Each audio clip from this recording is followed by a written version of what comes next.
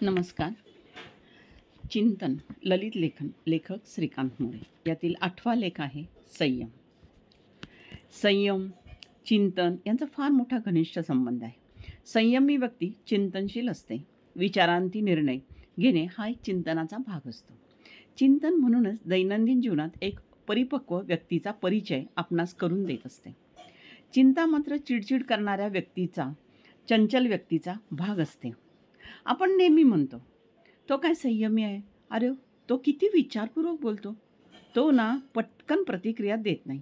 या साऱ्या विधानांमागे एक चिंतनशील व्यक्तीचा स्वभाव असतो, चेहरा असतो. संयम हा गुणधर्म जीवनात अत्यंत उपयोगी असतो. आपल्या प्रतिक्रिया तात्काळ न दिल्याने अनेक योग्य अर्थ, योग्य निर्णय आपणाला समाजात दिसतात.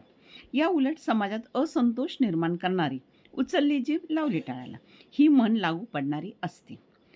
चिंतन आणि संयमशीलता या एकाच नाण्याच्या दोन बाजू.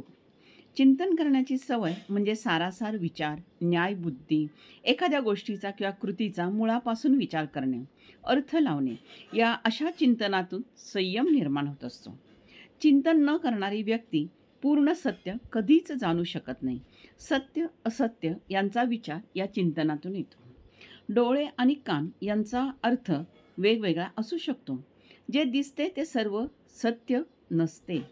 ऐकू येते ते सर्व सत्य नसते. या उलट तोही अर्थ चिंतनातून येतो. डोळे आणि कान या 4 बोटाचं अंतर आहे, हे यातूनच तर आपण म्हणतो. मानवी जीवनात संयमाने आपापसात आदर, प्रेमभाव, बंधुभाव, सेवाभाव निर्माण होतो. म्हणूनच संयमाने वागणे हे हिताचे असते. सर्व महात्मे श्रद्धा सबुरीचा सल्ला देतात. सब्र का फल मीठा होता है, धीर धरा रे, धीरापोटी फळे मोठी रसाळ गोमटी. हे संत वचन आपणास संयमाचे महत्त्व सांगून जाते. संयमाने पहा, संयमाने कृती करा, संयमाने बोला, संयमाने जा. संयम, चिंतन यांच्या संगमातून तत्वचिंतन इत्यादी शब्द आलेले आहेत. संयमाला पर्याय नाही. पर्याय आहे तो भक्ती, पर्याय आहे तो अंतर्मन वाचनाचा, आत्मचिंतनाचा, गुरुला किंवा स्वतःला शरण जाण्याचा. संयम खरं तर मानवाच्या उन्नतीचा मार्ग, बुद्धीचा सागर. संयम मानवाचा ठेवा. जेवढा मानव संयमी, विचारी, चिंतनशील तेवढा तो समतोल. संयम हा गुणधर्म साऱ्याच संतांजवळ, महात्म्यांजवळ होता. म्हणून आपले जीवन मानवी उन्नतीसाठी परमेश्वर म्हणजेच अज्ञान, आचार, शक्ती यांच्या चिंतनात, सेवेत त्यांनी खंड कधीच पडू दिला नाही. संयम हा मानवी जीवनाच्या उदात्तीकरणाचा पाया म्हटले तर वावगे ठरू नये. चिंतन आणि निर्णय क्षमता.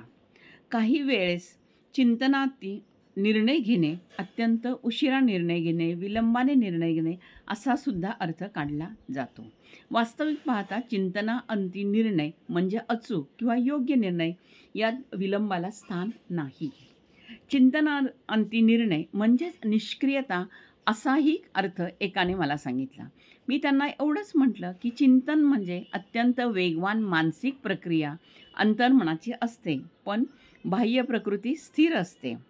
शरीराचा, भावनांचा उद्रेक चिंतनात थांबलेला असतो. चिंतनातून वेग अपेक्षित असतोच. चिंतनाती निर्णय म्हणजेच विचारांती वर्तमान, भूत, भविष्य यांची सांगड घालून घेतलेला निर्णय असतो. चिंतनाने उलट निर्णय क्षमता वाढते. चिंतनाने निर्णय क्षमता अचूक दिशा देणारी असते.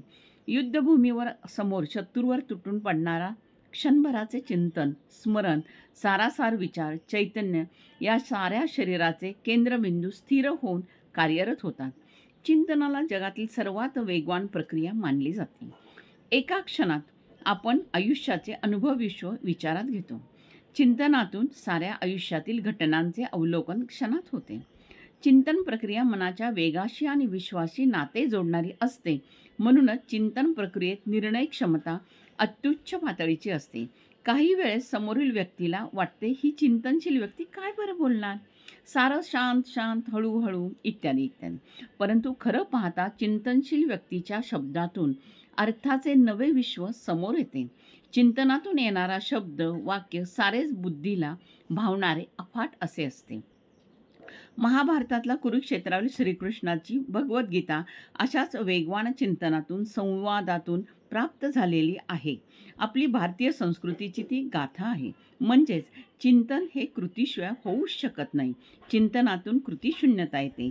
चिंतन प्रसंगाला उपयोगी जरी नसले तरी त्यामुळं बुद्धीला मात्र चालना मिळते. चिंतन हे शब्दांचे गंभीर अर्थ देते. चिंतन असे, चिंतन तसे, चिंतन फक्त जंगलात, मंदिरात, गुहेत करायचे साधन आहे असं नाही. चिंतन रोजच्या दैनंदिन जीवनाचे चैतन्य आहे.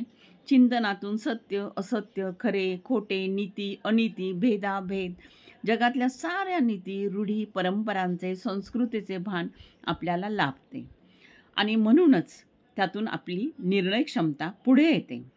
चिंतन हे थोडक्यात मनाचे शरीराशी अद्वैत पावलेले असते. चिंतनातून आपले आयुष्य पुढं चाललेले असते. धन्यवाद. आपला परिवार, मनोरमा परिवार.